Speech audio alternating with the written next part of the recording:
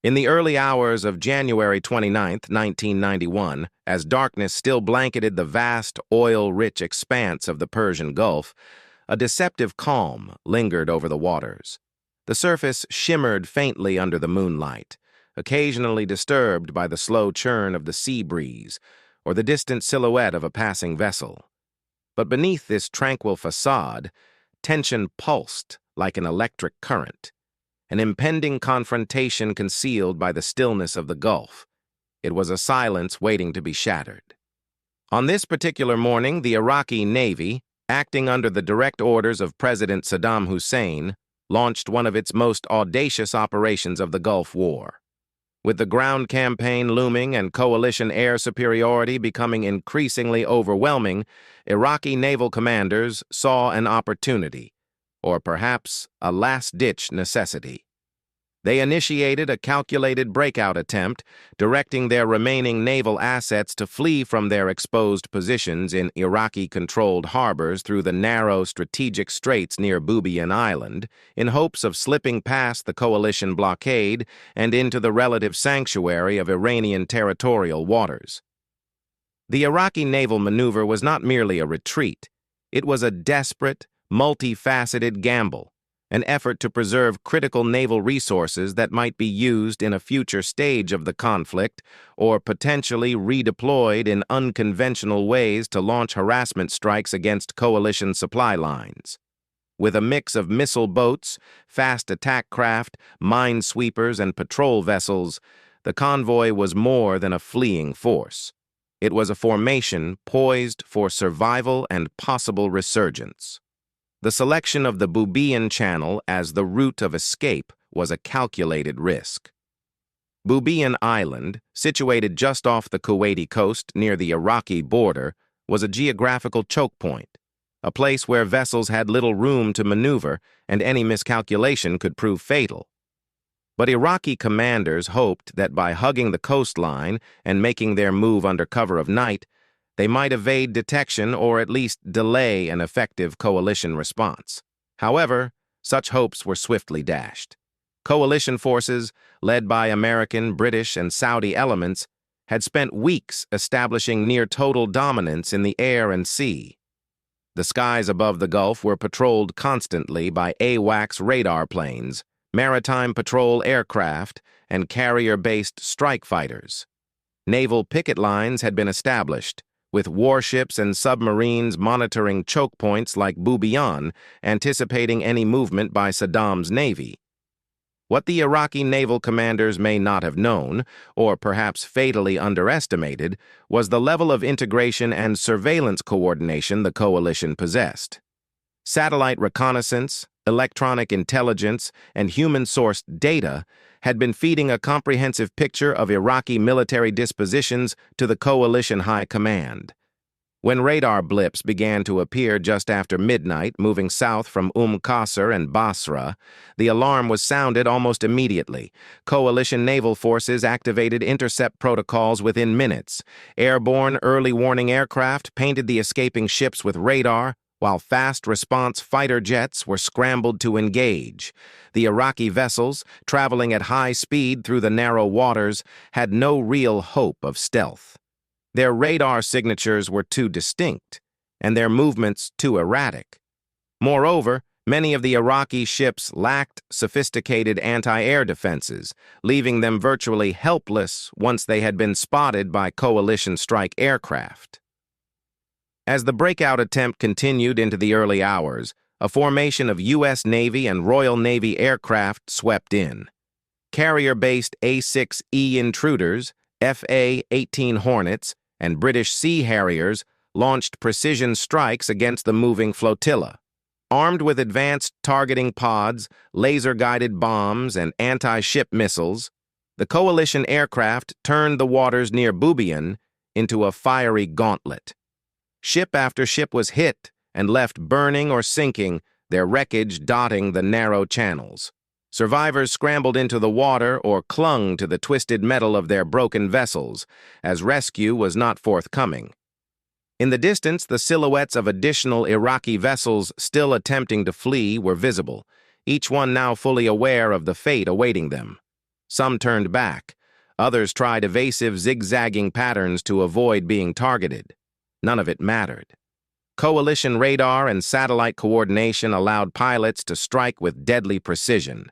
The Gulf, once still and serene, was now a theater of smoke columns, flaming debris, and the eerie hum of jet engines overhead.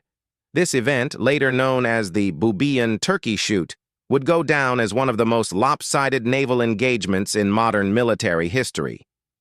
In a matter of hours, the Iraqi Navy suffered devastating losses. Nearly half of its fleet was destroyed or disabled, with over a dozen ships sunk in a concentrated area of the Gulf. Iraqi maritime capability was, for all practical purposes, neutralized for the remainder of the war. But even before dawn broke over the horizon, the tactical significance of the failed breakout was already apparent. The Gulf was no longer just a contested waterway. It had become a showcase of coalition dominance in naval warfare. More than that, the event marked a turning point in Saddam Hussein's ability to project power beyond his borders. With his navy crippled and his strategic maneuvering options further reduced, the Iraqi regime became even more isolated, boxed in by land, sea, and air. The attempt to slip through Bubiyan had been more than a physical operation. It was a symbolic gesture of defiance. Yet in the cold calculus of war, symbolism was no match for precision-guided firepower, real-time intelligence, and overwhelming air superiority. And so, in those early hours of January 29, 1991, as smoke drifted skyward from the shattered remnants of Iraq's naval forces, the waters of the Persian Gulf once again fell silent. Only this time, they bore the echoes of fire, defeat, and finality. The coalition's naval and air assets reacted with extraordinary speed and precision, executing a textbook display of integrated warfare as Iraqi vessels attempted their desperate dash through the waters off Bubiyan Island. The moment radar and surveillance systems confirmed the movement of Iraqi naval assets, a flurry of communications lit up coalition command centers across the Gulf. From the darkened decks of aircraft carriers to the radar rooms of picket ships and the cockpits of aircraft on standby, a coordinated response was launched with near-simultaneous timing. At the forefront of the engagement were the British Royal Navy's Lynx helicopters, sleek, agile warbirds that had proven themselves indispensable in naval operations throughout the Cold War and into the Gulf War. Stationed aboard Royal Navy frigates such as HMS Gloucester and HMS Brazen, these helicopters had long been patrolling the Gulf, but this moment would elevate their contribution to legendary status. Equipped with cutting-edge targeting equipment and armed with the Sea Skua missile, a British-designed anti-ship weapon optimized for striking small to medium-sized surface combatants, the Lynx helicopters were ideal tools for neutralizing Iraq's fast attack crafts and patrol boats. As the first wave of Iraqi vessels began weaving through the narrow waterways near Bubiyan, the Lynx crews were already airborne. Flying low to avoid radar detection, they skimmed the waves before popping up just long enough to lock onto their targets with laser designators. With the press of a button, Sea Skua missiles were released, streaking across the water with devastating accuracy. One by one, the Iraqi boats erupted in columns of fire and smoke, shattered by the 30-kilogram warheads that tore through their hulls and ignited fuel stores and ammunition below deck. Each kill marked not only a tactical victory, but a demoralizing blow to Iraq's already beleaguered naval forces. The Sea Skua's performance in the engagement was so effective that Royal Navy observers later described the event as a live-fire exercise against real targets. Some missiles struck vessels already attempting evasive maneuvers, demonstrating the missile's advanced homing capabilities and the proficiency of the Lynx crews under combat pressure. In total, the British helicopters scored numerous confirmed hits, eliminating several key assets in Saddam Hussein's maritime arsenal with minimal risk to themselves. But the air above the Gulf was far from a British-only domain. Simultaneously, U.S. Navy air wings launched a series of aggressive strikes from aircraft carriers stationed in the Persian Gulf and northern Arabian Sea. From the decks of USS Saratoga, USS Ranger, and USS Theodore Roosevelt, a combined force of A-6E intruders, FA-18 Hornets, and F-14 Tomcats roared into the pre-dawn sky. These jets, laden with a mix of Harpoon anti-ship missiles, laser-guided bombs, and AGM-65 Maverick missiles, were on a mission of complete interdiction. No Iraqi vessel was to escape, and none would be spared. The larger Iraqi ships, minesweepers, missile boats, and corvettes, were prioritized. Coalition intelligence had identified them as threats not only to maritime traffic, but potentially to amphibious operations in the Gulf. These targets required heavier ordnance, and the American strike aircraft delivered with surgical precision. Utilizing targeting pods and real-time data relayed from AWACS aircraft and satellites, the pilots identified their targets with pinpoint accuracy even in the low-light conditions before dawn. Harpoon missiles launched from over the horizon soared toward the enemy fleet, slamming into hulls with explosive fury. Laser-guided bombs dropped from 15,000 feet found their marks, turning decks into twisted metal and sending shock waves through the narrow sea lanes. Some Iraqi vessels attempted to return fire with deck-mounted machine guns and outdated radar-guided cannons, but their efforts were futile. They were technologically outmatched, operating in exposed channels with no air cover and little maneuverability. In some instances, Iraqi sailors abandoned their ships mid-attack, leaping into the oil-stained waters below in a frantic bid for survival. Adding to the pressure were U.S. Navy surface ships stationed farther offshore. Equipped with radar-guided weapon systems and long-range strike capabilities, these warships stood as sentinels enforcing a strict maritime quarantine. The presence of the guided missile cruiser USS Princeton and the battleship USS Missouri in the theater underscored the firepower arrayed against the Iraqi breakout attempt. While their main batteries were not needed in this engagement, their radar systems contributed to the surveillance net tracking every movement in the Gulf. The coordination between air and naval assets during this phase of the battle was a testament to the coalition's overwhelming technological advantage and its mastery of joint warfare doctrine. Every asset, from helicopters hovering a few hundred feet above the surface to jet fighters roaring in from 100 miles away, operated with unified timing and mission clarity. The communications systems, interoperable across different NATO and non-NATO partners, enabled instantaneous sharing of targeting information, allowing strikes to be handed off between British and American forces seamlessly. As the engagement unfolded, it became increasingly clear that the Iraqi Navy was being systematically dismantled. What began as a maneuver to evade destruction had devolved into a massacre, a complete failure of doctrine, technology, and command against a foe that had anticipated the move and had every tool necessary to counter it. Within a matter of hours, dozens of Iraqi vessels were reduced to smoking wrecks, their remains either drifting aimlessly or sinking beneath the waves. The psychological effect of the coalition's response was as devastating as its tactical execution. Any remaining confidence the Iraqi leadership had in its ability to challenge coalition naval operations evaporated. Survivors who were later recovered or captured reported confusion, terror, and a profound sense of betrayal, believing they had been sent on a suicide mission under false pretenses. Ultimately, the precision strikes carried out by the British Lynx helicopters and U.S. Navy aircraft did more than destroy ships. They shattered Iraq's maritime ambitions.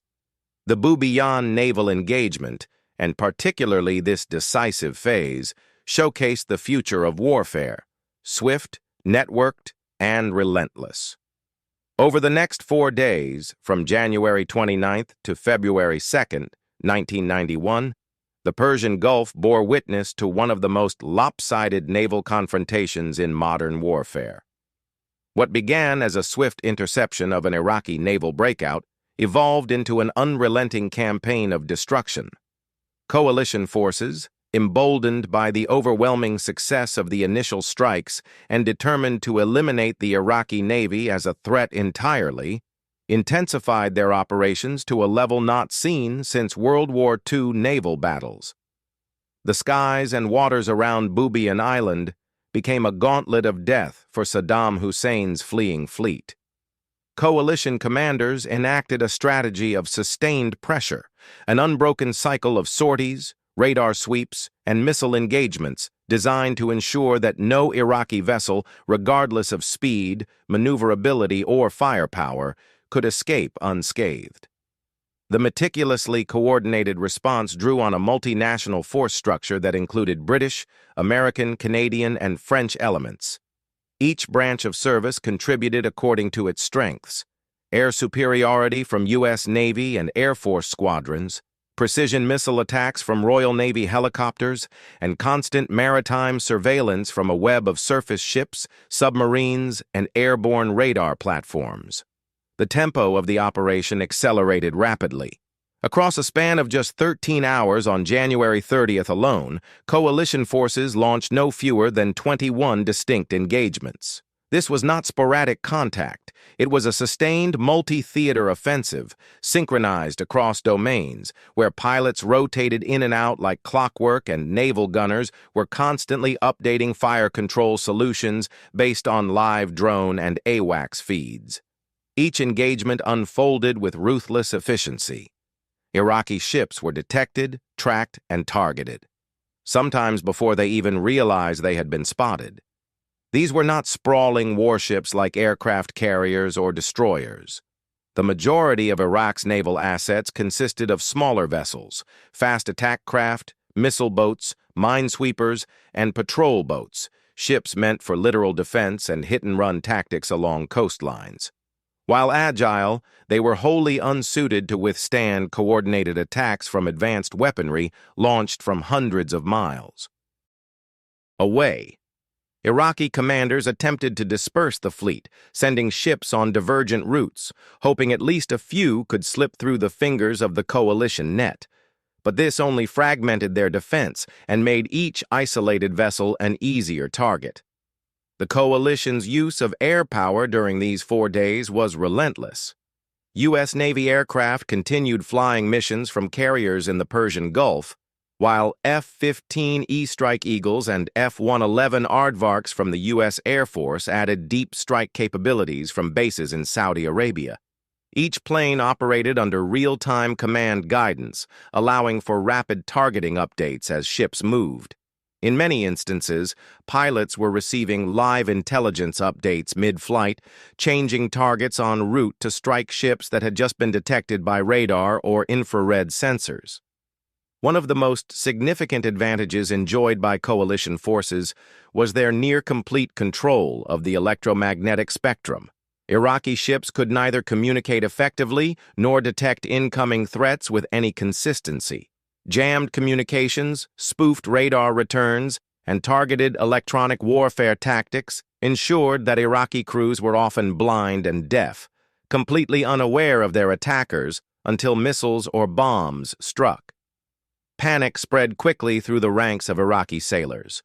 Reports from survivors later painted a picture of confusion and fear, captains screaming orders into radios that delivered only static, crewmen abandoning vessels even before the first strike, and desperate attempts to hide in coastal shallows or behind civilian traffic. Despite these frantic efforts, the results were devastating. Over the course of the campaign, 21 out of 22 Iraqi ships involved in the attempted breakout were either sunk, crippled, or run aground. The Gulf waters became a graveyard of smoldering steel and shattered dreams of maritime escape. Charred hulks floated for days, black smoke curling skyward, marking the failed exodus like floating tombstones. The scale of destruction was so one-sided that it earned a grim nickname among American and British pilots: the Bubiyan Turkey Shoot. The moniker, borrowed from the infamous Turkey Shoot of the Battle of the Philippine Sea during World War II, emphasized the disproportionate nature of the confrontation. In that historical battle, poorly trained Japanese pilots had been annihilated by the better-equipped U.S. Navy. Here, the Iraqi Navy suffered a similar fate, outclassed technologically, operationally, and tactically. The nickname spread rapidly through military briefings and eventually into media coverage. It was not born of cruelty, but of astonishment at the complete mismatch on display. Coalition pilots and commanders had anticipated resistance, some degree of threat, or at least a contested engagement. Instead, they found themselves conducting near-routine destruction of helpless targets. There were no air defenses to challenge them, no significant maneuvering to outwit them, and no reinforcements to change the tide. The Iraqi Navy had been left to fend for itself, and it was swept aside with merciless precision. The impact of the Bubiyan Turkey Shoot reverberated far beyond the battlefield. Strategically, it eliminated any Iraqi naval threat for the remainder of the Gulf War, securing vital shipping lanes and removing the possibility of maritime harassment or counter-landings. Politically, it reinforced the image of coalition dominance, proof to the world that Saddam Hussein's forces could be defeated not just on land but at sea and in the air, anywhere they chose to resist. And psychologically, it struck a severe blow to Iraqi morale. Naval personnel across the remaining fleet saw their comrades annihilated in days and understood that survival no longer lay in resistance, but in surrender or desertion. Military analysts and historians would later dissect the operation in detail, citing it as one of the most effective uses of combined arms and real-time battlefield coordination in modern warfare. The integration of satellite surveillance, manned and unmanned reconnaissance, multi-platform missile systems, and rapid decision-making underpinned a textbook case in 21st-century naval air interdiction, executed years ahead of its time. In the end, the Bubiyan Turkey Shoot did more than sink ships. It demonstrated the overwhelming lethality of a coordinated, technologically superior military force and served as a warning to any regime that would attempt to challenge such dominance without the capability or doctrine to match it. The destruction of the Iraqi Navy during the brief but intense naval conflict in late January and early February 1991 had consequences that extended far beyond the twisted hulks that now lay at the bottom of the Persian Gulf. While the physical obliteration of 21 out of 22 Iraqi vessels was dramatic in its own right, the true impact of this lopsided engagement was multidimensional, reshaping the strategic balance in the region, reinforcing coalition dominance, and severely undermining the morale and cohesion of Iraqi forces throughout the theater of war. Immediately, the naval annihilation altered the operational calculus for both the coalition and Iraq. With the Iraqi Navy effectively erased from the battle space, the Persian Gulf became a secure corridor for Allied forces. Coalition maritime logistics, including the movement of troops, supplies, fuel, and ammunition, could now proceed without the threat of interception or harassment from Iraqi naval units. The vital shipping lanes leading to key ports in Saudi Arabia, Kuwait, and Bahrain were now open highways for war materiel, shielded by the umbrella of coalition air superiority and uncontested naval power. In military planning terms, it was an immense relief. One axis of potential vulnerability had been sealed off entirely. Furthermore, the elimination of Iraq's naval capabilities removed the threat of amphibious operations or maritime sabotage. Prior to the operation, there was a non-trivial concern among coalition planners that Iraq might attempt to disrupt operations with small-scale landings on coastal infrastructure or deploy naval commandos for asymmetric strikes against oil platforms, ports, or docked coalition vessels. These fears were especially heightened given Iraq's previous use of unconventional tactics during its protracted war with Iran. But with its navy destroyed, Iraq lost any credible means to execute such missions. The seas, once a potential battlefield, had become a coalition-controlled asset. The strategic victory also had ripple effects in terms of aerial and missile defense. Naval vessels often play a critical role in integrated air defense systems, especially in modern warfare, where shipboard radar and missile systems can augment national airspace surveillance. The Iraqi Navy, though technologically inferior, had been expected to provide some level of early warning and potential cruise missile deterrence along Iraq's southern maritime border.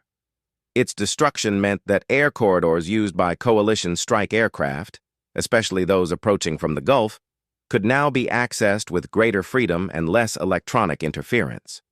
U.S. and British pilots flying from carriers or regional bases could approach inland targets in southern Iraq with one fewer threat to consider. Yet the most profound and enduring consequence of the naval decimation was psychological. In war, perception is often as important as firepower, and the perception now broadcast to the world was one of total coalition superiority. Iraqi soldiers, already demoralized by weeks of relentless airstrikes, watched as their navy, symbols of national pride and power, were wiped out in less than a week. For the average conscript in Saddam's army, the news that the entire naval force had been annihilated without inflicting a single significant loss in return was a bitter confirmation of what many had begun to suspect. Iraq was fighting a hopeless war against a technologically invincible opponent. The psychological toll was especially high among coastal garrisons and port personnel. Troops stationed at key facilities such as Qasr or Basra, who had once drawn confidence from the presence of friendly patrol boats and naval gunships, were now painfully aware that the waters behind them offered no safe harbor. Rumors spread quickly among Iraqi ranks, exaggerating the precision and ruthlessness of the coalition strikes. Stories of pilots picking off ships with clinical ease, of helicopters hovering unseen before releasing death from above, of radar systems jammed into silence, all contributed to a growing mythology of Allied omnipotence. In some instances, entire garrisons abandoned coastal positions in fear of bombardment, even when none was imminent. On the strategic command level, Saddam Hussein's regime was dealt a serious blow to its prestige. Naval power had long been a point of pride for Iraq, particularly after the Iran-Iraq War, during which the Iraqi Navy had played a supporting but visible role in protecting the Shatt al-Arab and executing limited operations against Iranian oil platforms and shipping. That entire force was now either sunk or crippled, its personnel killed, captured, or missing. The Ministry of Defense had no choice but to remove the Navy from its order of battle, effectively deleting an entire branch of service. This internal humiliation further exposed the hollow core of Iraq's war machine. The coalition, meanwhile, capitalized on the victory with information warfare. Footage of destroyed Iraqi ships was released to media outlets, and pilots who had participated in the Bubiyan Turkey Shoot were celebrated in press briefings. The clear message to both international audiences and to Iraq's military was that resistance was futile. Every attempted maneuver, whether on land, in the air, or at sea, would be met with swift, overwhelming force. Military analysts hailed the operation as a textbook case of maritime denial. In just days, coalition forces had accomplished what would normally take weeks of sustained blockade or attritional naval warfare, complete sea control.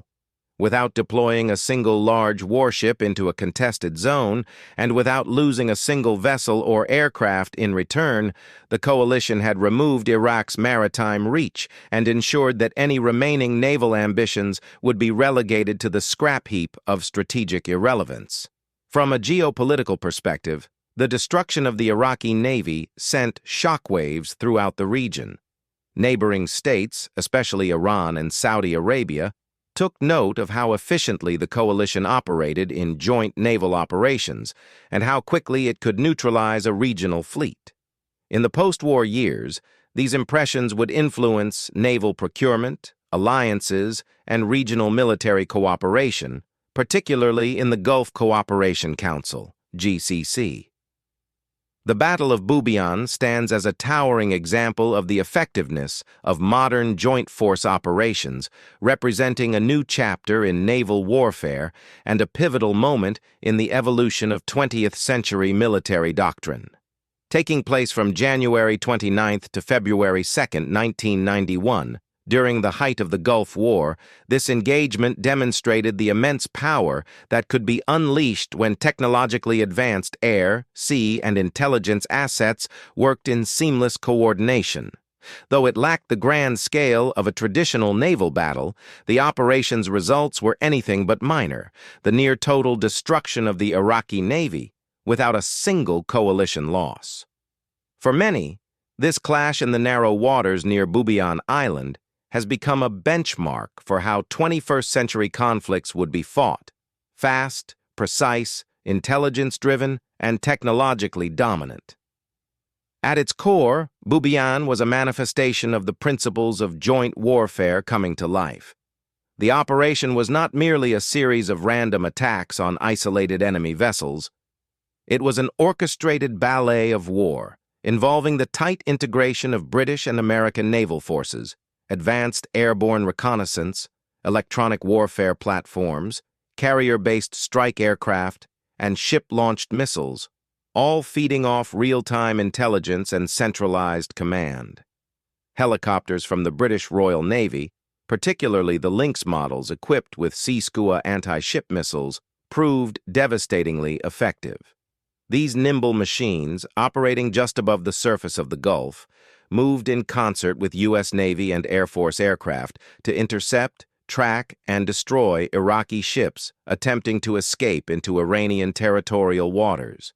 Every movement was calculated. Every strike was surgically executed. Technology played a leading role in this display of precision.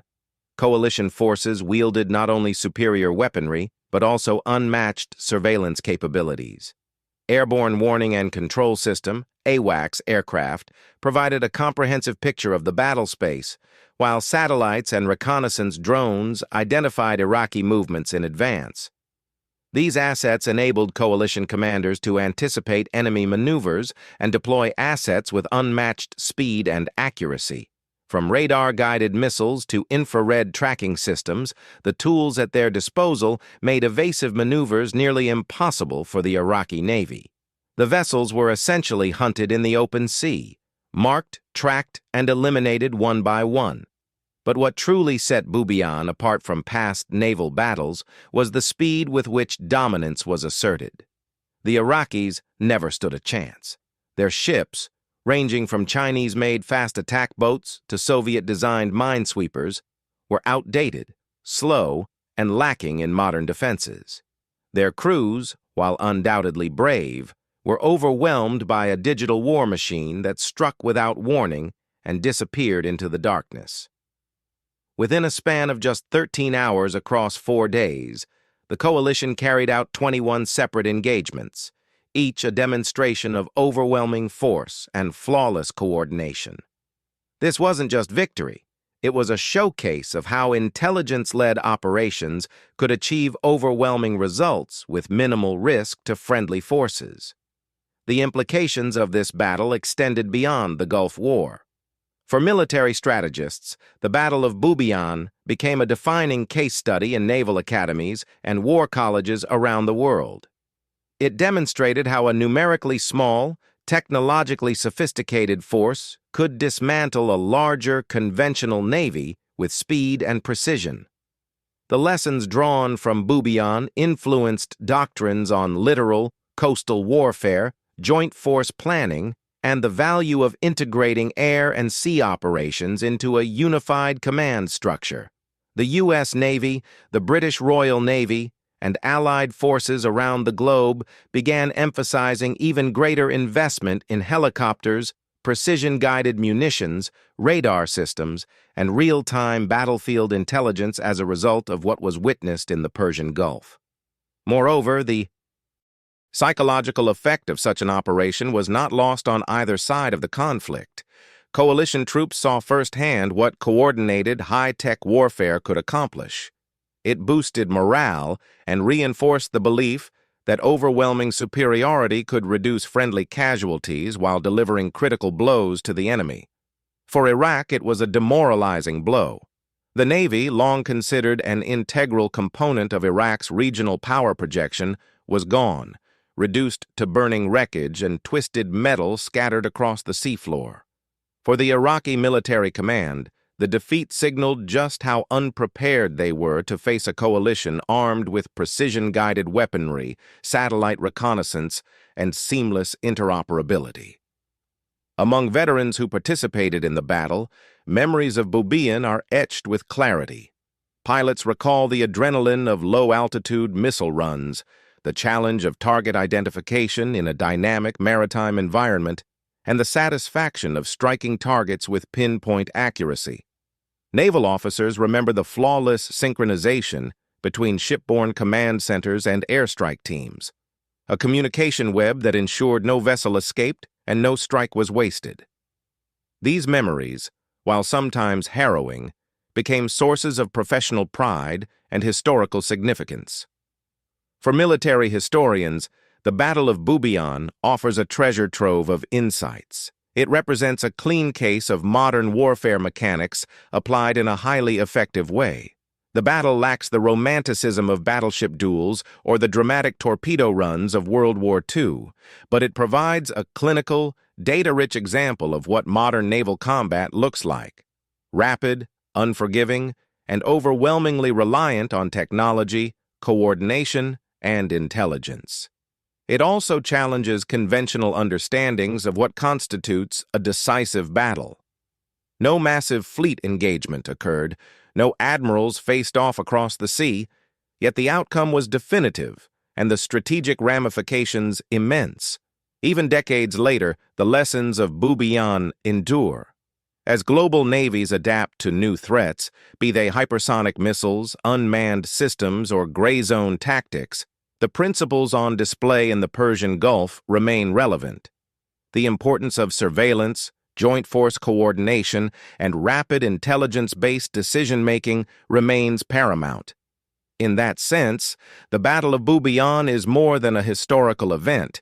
It is a blueprint for modern military success. In sum, the Battle of Bubiyan is not just remembered for the tally of destroyed ships or the efficiency of coalition firepower. It is remembered for what it represented: a high watermark of strategic planning, operational precision, and joint force execution in naval warfare. For veterans who fought in it, for historians who study it, and for military planners who continue to learn from it, Bubiyan remains a powerful reminder of what modern war can look like when every element of the military machine works in perfect harmony.